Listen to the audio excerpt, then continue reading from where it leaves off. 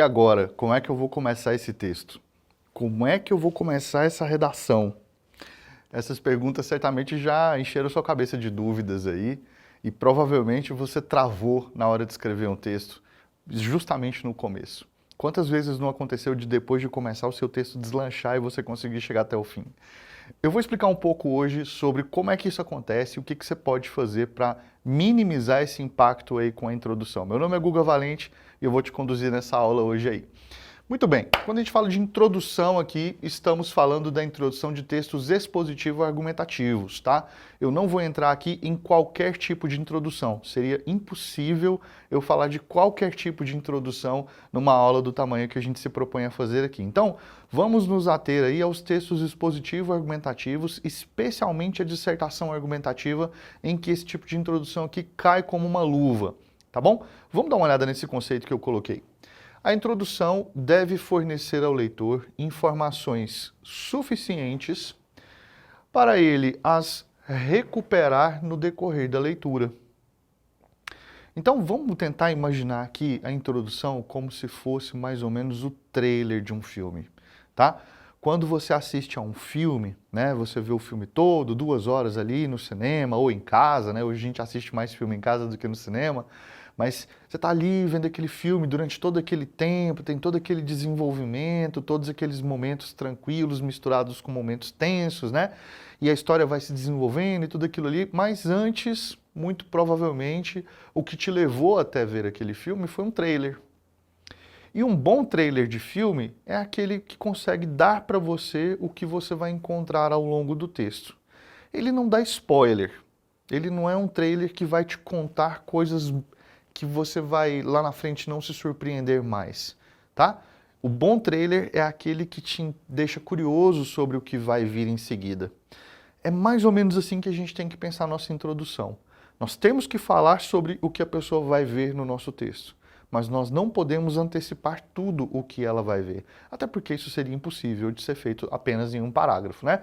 Pensando aqui que nós estamos falando de uma redação aí de 30 linhas e que a gente vai ter somente um parágrafo de introdução.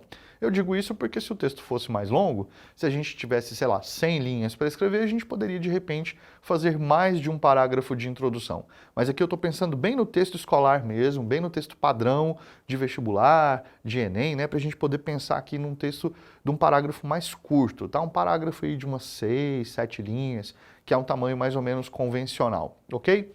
Então tenta imaginar que é como se ele fosse um bom trailer de filme, ou como se fosse uma sinopse, né, de um filme. Você lê aquela sinopse ali, você sabe o que você vai encontrar quando você vê o filme. Você ainda não tem os spoilers, né, como a gente gosta de falar na gíria aí, você não tem aqueles pontos que vão estragar a história, tá? Ali você tem só o essencial do enredo mesmo.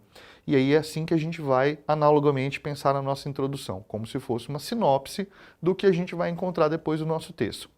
Aqui eu tentei fazer uma estrutura simples, tá? De como é que você pode pensar essa introdução. A gente começa aqui com a contextualização. Esse momento aí que você para diante da redação, né? Que eu falei no começo da aula, que você para e fala, cara, o que eu vou fazer? Eu estou desesperado porque eu sei falar sobre esse tema, mas eu não sei como começar. E isso é curioso, é outro fenômeno interessante também. Às vezes a gente trava, não num texto que a gente tem um tema desconhecido, mas a gente trava às vezes exatamente no tema que a gente sabe mais.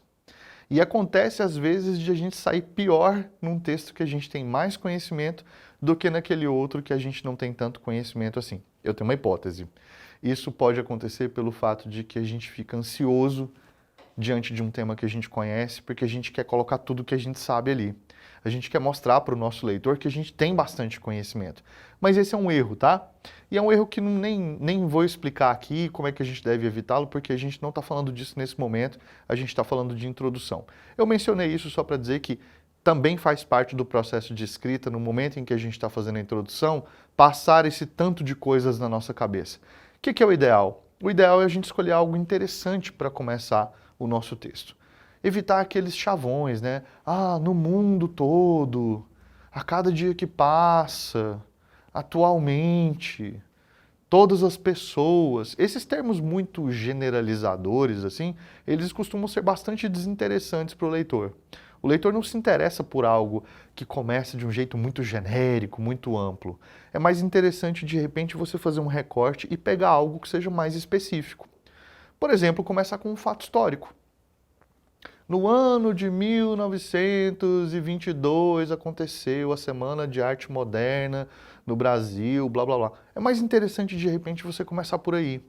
Porque assim você tem condição de chamar a atenção do seu leitor para um fato que aparentemente não tem muito a ver com o tema. Às vezes ele olha aquele começo ali e não consegue ver uma conexão direta com o tema, mas aí você de repente falando da semana de 22, que aconteceu em São Paulo, você cita ali o Oswald de Andrade, cita um poema do Oswald que tem a ver com o tema. Entende?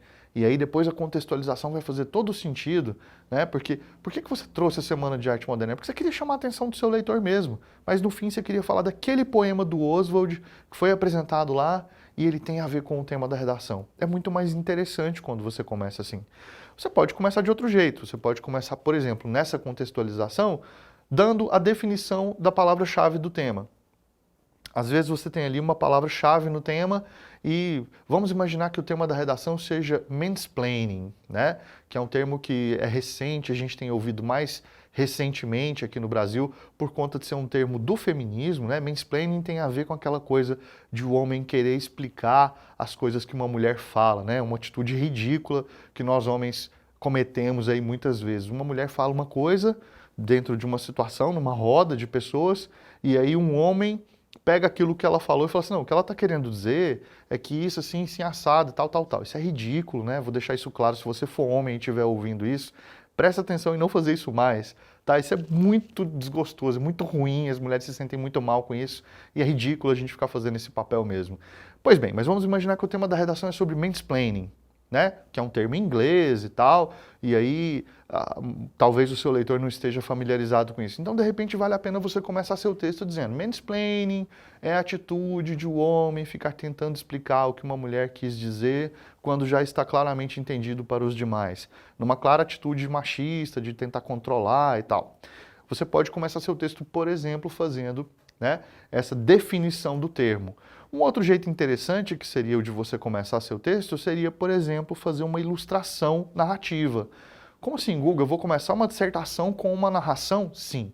Você vai criar uma historinha, mas uma historinha bem curta mesmo, que possa fazer com que o seu leitor visualize aquela cena. Por que isso é interessante? Porque na dissertação, como é um texto que trata de ideias, ideias não são facilmente visualizáveis, tá? É um texto mais abstrato, a dissertação é um texto mais conceitual. Então, quando você traz uma ilustração, você traz uma imagem, o seu leitor consegue visualizar melhor. E o que é uma ilustração? É, por exemplo, vamos pegar esse mesmo tema, vamos aproveitar que a gente está falando de mansplaining, né? Vamos imaginar que no começo do texto, o autor do texto vai, na verdade, contar pra gente aí como é que isso acontece. Ele vai narrar uma cena. Né? Uma mulher sentada numa mesa junto com vários homens explica o conceito do trabalho dela. Antes de ela terminar de falar, outro homem explica e diz que o que ela quis dizer foi. Essa atitude é conhecida como mansplaining e acontece todos os dias no Brasil. Pronto, você fez a introdução ali dessa primeira parte da contextualização. E assim existem vários outros tipos de introdução, tá? Introdução por exemplificação, introdução por dados estatísticos. Você pode, de repente, começar seu texto já apresentando uma série de dados estatísticos. Existem vários recursos que você pode usar no seu texto. Pode começar citando uma música que tem a ver com o tema, ou um poema, ou um trecho da fala de alguém, enfim. Existem diversas possibilidades que são interessantes para fazer essa primeira parte da contextualização. Depois é mais fácil, porque aí você tem que fazer um período intermediário. Esse período intermediário vai servir como ponte, tá? Vai servir como uma ponte para você poder chegar até a tese. Então aqui você vai referir-se tanto ao que você apresentou na contextualização, quanto ao que vai vir depois.